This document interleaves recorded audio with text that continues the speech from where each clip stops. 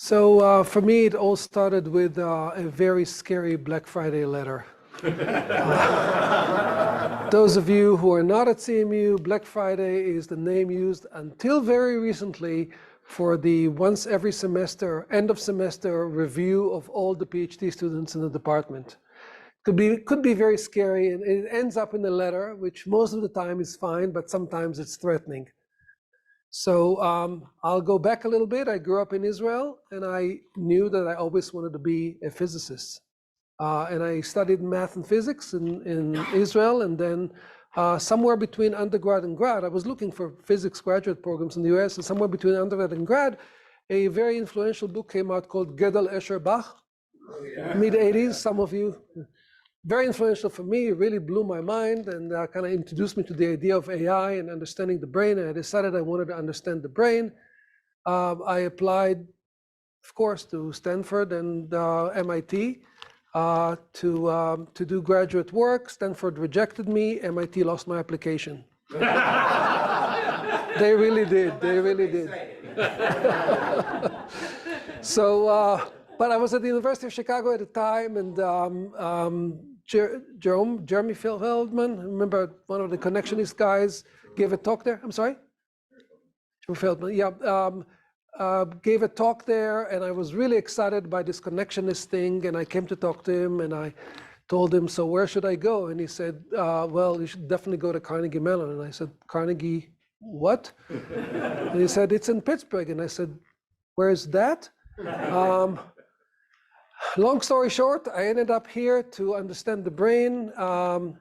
Jeff Hinton was here. I arrived, I told him the first day I arrived, I said, I would really like to work on understanding the brain. He said, that's wonderful. I'm leaving, by the way. It was 86, he was leaving a year from then. So I kind of meandered for a few years, tried circuit complexity, tried a few other things. And then came the Black Friday letter that said, you've been here 3 years now. If you don't get your act together, we're not gonna fund you anymore. So I needed to get my act together. And right around then, I think it's 89, there was this new course that was offered by two young assistant professors at CMU, and they even wrote a book. So the course was about speech recognition. It was the first time it was offered, and I don't have slides, but I have physical artifacts. So some of you may recognize this. So this is a book put together by Alex Weibel, who's here, and Kai-Fu Lee, who wish you could be here. And it was the basis of a course that they taught, where they went through from soup to nuts all of speech recognition. I always loved language. I figured I'll give it a try. I sat in the course, I totally fell in love. And I took many, many courses in my undergraduate and graduate career. This is the one course I remember better than any other course. I remember Rich Stern's lectures. I remember following him to his office and asking a million questions. I remember Wayne's lecture. Wayne, where are you? I remember so many of these lectures, and I totally fell in love, and they invited me to come to the group meetings, and I started thinking what I wanted to work on. And then, of course, I said, okay, if you want to do that, you should go and meet Raj. Never met Raj in my life, didn't know who he was, where he was. I prepared, how am I going to convince him to join the group, and can he fund me, and this. And I spent so much time worrying about it and thinking about it. And there was one of many, many meetings that went exactly the same way. I fret, I worry about it, I prepare, I think how I'm going to present it. I come to Raj, within 5 seconds, he gets what I want. He said, sure, you can have it. Move on, then gives me something else to do. And that is a pattern that repeated itself again and again. I worry about whether he'll approve it. Of course he approves it, but then he gets me to do what he wants me to do. So why did I got into language modeling? Why did I get into language modeling? And the answer is because there were only 2 papers in that field. In acoustic modeling, there was already a lot of research, and you need to learn acoustics and stuff. Language, did you really need to know linguistics? I'm not sure. It was statistical language modeling. So until that time, all language models that I remember were not statistical in nature. I mean, there was some handmade statistical rules in there, but mostly there were transitions, the recurrent RTNs that Wayne was talking about, the chess language, they were all sort of semantically closed when you go to work on large vocabulary speech recognition, you need to accept any possible sequence of words, so you switch to statistics. Really, only 2 papers were set in the field, both of them out of the IBM group. One of them was Fred Jelinek, who summarized the work on n-grams and smoothing. It was a very thick paper with all the things they tried. Second one was by Slava Katz. It was a 2-page, one physical page, 2 sides paper on Beckhoff models. I said, great, I read 2 papers, I get to be the world expert in the field. And that was absolutely the reason I chose the field. I'm not kidding, because I felt that I could learn everything that there was to learn about it. And I was just lucky. I came at a time when it was needed. It was needed by the Sphinx group, who was moving to 5,000 word recognition, 20,000 word recognition, and nobody read those 2 papers before me. So I read the papers. I became overnight a statistics expert. I remember Jack Mostow asking me raising some statistics question in the Sphinx group meeting, and turning to me and say, okay, so you tell us what, is it true? Is it? I said, like, me? I mean, I never thought of myself as a statistics expert. I never really trained in statistics, but somehow I find myself in that role. So that's how I got to language modeling. There really wasn't much more than n-grams at the time. There were a few other papers, maybe 20 other papers who did variations on n-grams, adaptations of n-grams and so forth, but nothing beyond that. And that's kind of what I try to do for my thesis with very, very moderate success. Some more typical Raj stories. Come to be advised, asking if it could be advised. He said, yes, but you really need someone like Shudong. And we were lucky to have Shudong with us then. I don't think for very long at that time. You were just recently arrived, but it was not a sort of fortunate coincidence. He sent me to talk to Shudong. We hit it off really well. And I had then 2 advisors, which was just the perfect thing for me. The other thing is, the DARPA conference, the first DARPA conference that I was, since I joined, was happening, and I joined too late, so I didn't have a paper, and I didn't participate in anything, and I was really jealous of all the people who were going to the conference. And again, I sort of conspired and thought, and finally came to Raj and started explaining the whole story, and he said, yeah, you can still go. Now, that was 2 days before the conference.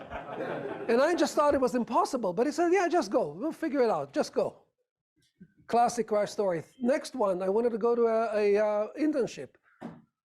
Again, I worry about it for a month or 2. I come to him, and in 2 minutes, he arranges the internship for me at IBM. The last one, and some of you will appreciate it, I'm a year and a half away from finishing my thesis, and my wife's father passed away, and my wife has to go to Chicago to take over her family business. And again, I strategized with my wife, what are we going to do? This is 1992, 1993. There is no commercial internet. It's just the beginning of ISPs. If you want internet, you have to be in academia.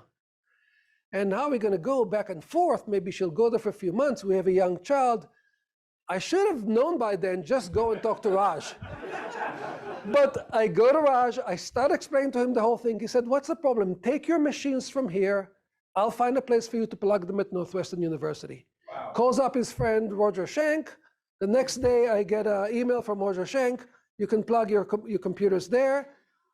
And that was it. There was I couldn't have left the machines at home. There was not enough internet. It was the beginning of PPP, 1200 baud, 2400 baud, whatever.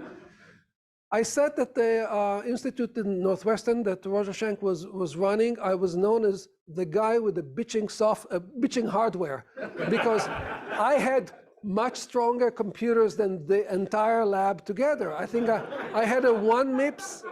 I had a 1 MIPS machine, and they didn't have anything like that. And they're like, what do you use it for? It was so much computation. It was very heady days. We had big shoes to fill. The Shudong and Kai-Fu's system was winning the DARPA competitions.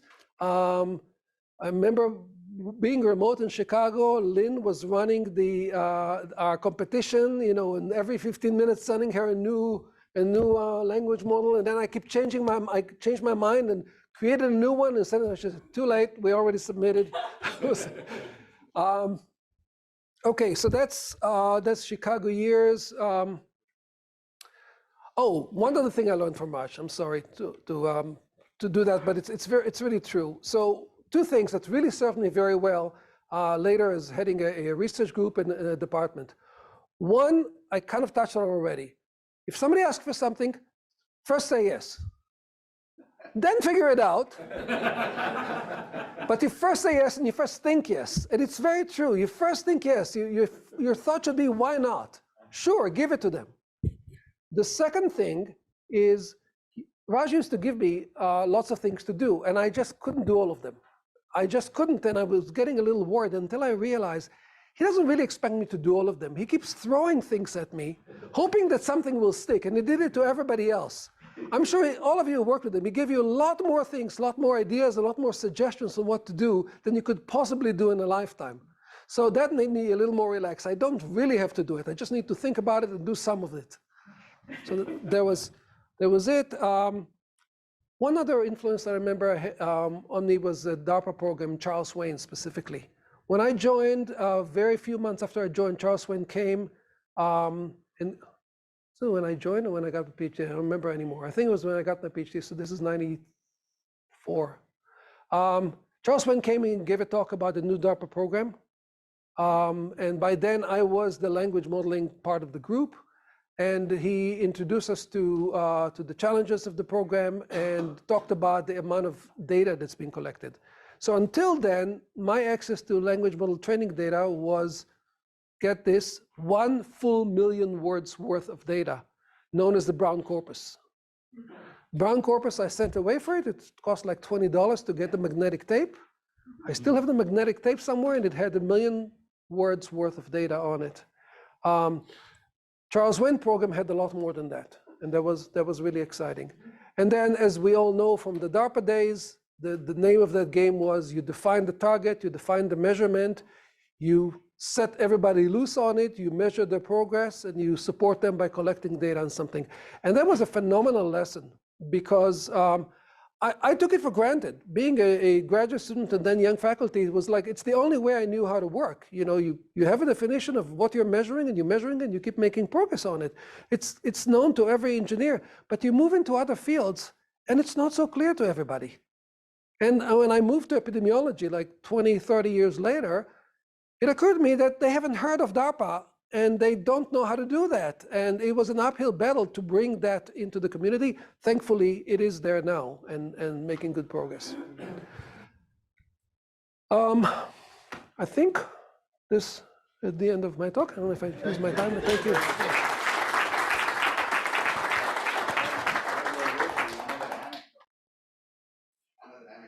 Roni. So he comes to me and said, I have to be in Chicago. What am I going to do? I said, sure, go ahead, we'll call up Rajesh Shank and we set up the thing. But I said, nobody else knows. There's no concept of remote work in 1992.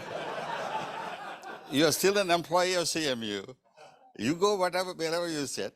But as far as I'm concerned, if I pick up the phone and call you after between 9 to 5, you have to answer the phone. And secondly, you have to come once a month at your expense and talk to the speech group to see what they're doing and go back. So those were the rules we had to make up after the fact.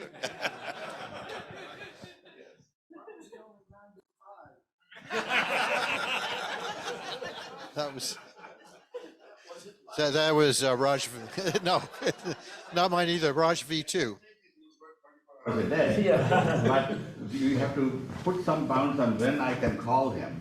You once called me from California at 4 a.m. in Pittsburgh time. I'm sorry. I have one more anecdote. I don't know why I forgot to mention because I tell it to every student that comes to me. So the story is I was almost finished with working on my thesis. This is 94. And all I have left is 1 semester to write up the thesis.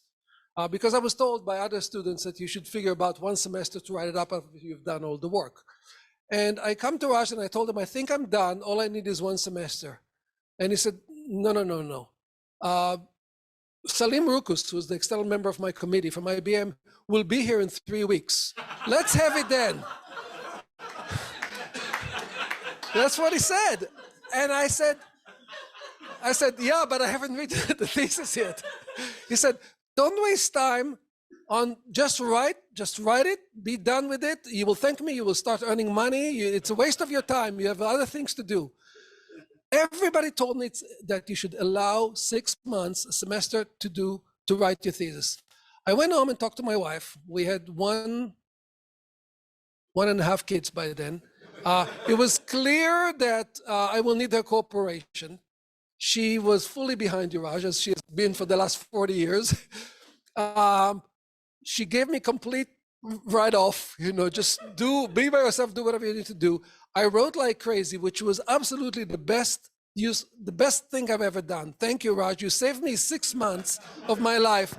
And I tell this story to every student that come to me. I said, don't waste your time 6 months writing something. You will need a time for something else. You can do a fine job in 3 weeks. Thank you.